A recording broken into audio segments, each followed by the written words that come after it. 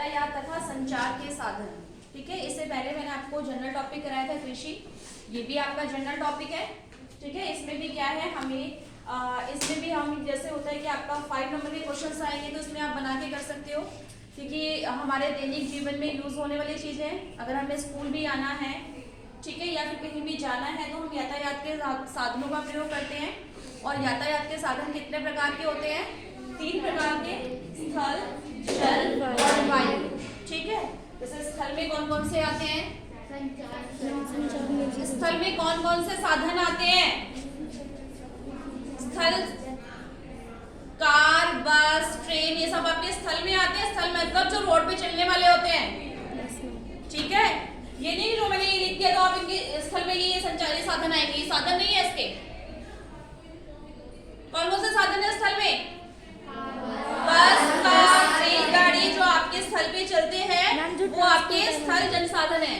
Ma'am जो transport वगैरह, हाँ जी, जिसे इंग्लिश में ट्रांसपोर्ट कहते हैं। ठीक है, तो जैसे आपकी रेलगाड़ी है, आपको पता है कि जैसे रोड बाय रोड है, जैसे आपकी ट्रेन है, ट्रेन क्या है आपके हर जगह ले जाना आसान नहीं होता, तो हर साधन के क्या है फायदे भी होंगे और क्या है आपको नुकसान भी होगा, फायदा होगा और उसमें क्या क्या परेशानियां आएंगी। ठीक है, दो ही चीज होंगी, नुकसान तो कोई नहीं होगा ट्रांसपोर्ट का। ठीक है, जैसे आपकी ट्रेन है, ट्रेन क्या है, हम उसमें क्या प्रॉब्लम आ सकती है ट्रेन में? जो बेटा पहाड़ी या दुर्गम क्षेत्र होंगे वहां पर क्या है हम ट्रेन की पटरी बिछाना क्या होगा, बहुत मुश्किल होगा। ठीक है, या फिर वहां पे बिछा ही नहीं सकते। जैसे हिल एरिया यानी आपका पहाड़ी क्षेत्र है तो वहां पे बहुत मुश्किल होगा, जो कि आपको रेल पटरी बनाने के लिए जो मटेरियल चाहिए होगा वो ऊपर लेके जाना, पहाड़ियों पर लेके जाना बहुत मुश्किल होगा। ठीक है, तो क्या है इसमें परेशानियां आ सकती हैं इनमें, लेकिन क्या है नामुमकिन नहीं है। ठीक है, आपको नुकसान इससे कोई नहीं होगा। तो उसमें कहेंगे कि अगर आपका रेल संसाधन है तो उसमें क्या क्या हर जगह पे हम रेल की पट्टी बिछा सकते हैं? तो नहीं। ठीक है, कौन कौन सी कमियां हो सकती है, कौन कौन से इसके फायदे हो सकते हैं? अब इसमें फायदे क्या क्या हो सकते हैं ट्रेन में? एक तो बेटा क्या है कि जो माल लाने ले जाने के लिए है, जो आपका भाड़ा है या फिर पैसेंजर का किराया है, अगर हम किसी दूसरे ट्रांसपोर्ट से कंपेयर करें तो क्या होगा? सस्ता होगा। किराया क्या है? सस्ता होगा। और दूसरा माल लाना ले जाना क्या है इसके द्वारा आसान हो जाएगा, क्योंकि अधिक मात्रा में क्या है माल लाया ले जाया जाता है।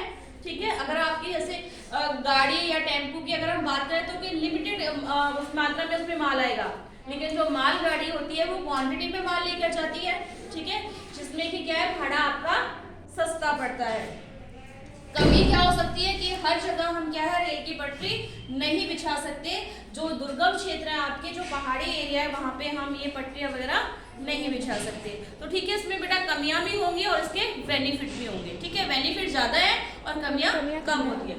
दूसरा क्या है आपका जल संसाधन। ठीक है, जल संसाधन में क्या है बेटा, जब ऐसे जो एरिया है या ऐसे जो क्षेत्र है जहाँ पर बाय रोड या बाय एयर नहीं पहुंचा जा सकता, तो क्या है वहां पे जल संसाधन, जैसे आपकी शिप वगैरह हैं। आपने देखा होगा बेटा जो खाड़ी देश हैं, ज्यादातर हमारे देश में जो तेल या पेट्रोलियम वगैरह आता है क्या वो खाड़ी देशों से आता है? ठीक है, तो ये किसके थ्रू आता है? शिपमेंट के थ्रू, यानी शिप के थ्रू आता है। क्योंकि अगर हम एयर के थ्रू लाएंगे ना तो ज्यादा क्वांटिटी में आ पाएगा, ठीक है, और ना ही क्या है ज्यादा, और उसका जो किराया होगा वो बहुत महंगा होगा। ठीक है, तो ये किसके थ्रू आते हैं? हमारे जल यातायात के साधन होते हैं, शिप हो गए या आपके छोटे जैसे। दूसरा क्या है इसमें आपका जैसे ये वायु है, वायु में क्या है बेटा, जैसे कि एक तो क्या है ये वैश्विक स्तर पर है, यानी एक देश से दूसरे देश में जाने के काम आता है।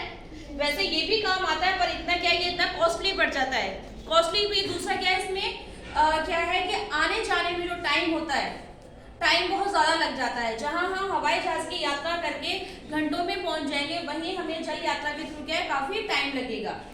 तो ये क्या है, जल जो संसाधन होता है सस्ता होता है अकॉर्डिंग टू वायु जो ट्रांसपोर्ट है। ठीक है, जैसे हमारे क्या है जो पार्सल वगैरह होते हैं, तो क्या है जो छोटे मोटे पार्सल होते हैं क्या है हम जो आपके एयर होते हैं उनमें क्या है वो एरिया बना होता है जहाँ पर इन सामानों को रखा जाता है। लॉगेज जितने भी जो सामान होता है वहाँ रखा जाता है। तो उनके थ्रू जो हमारे पार्सल होते हैं या जो हमारे डाक होते हैं वो एक देश से दूसरे देशों में भेजे जाते हैं कम समय में। तो इसमें सिर्फ फर्क कितना है, इसमें टाइम की बचत होती है और इसमें इसमें पैसों की बचत होती है और इसमें सिर्फ टाइम की बचत होती है। ठीक है, फर्क इतना है। नेक्स्ट है आपका बेटा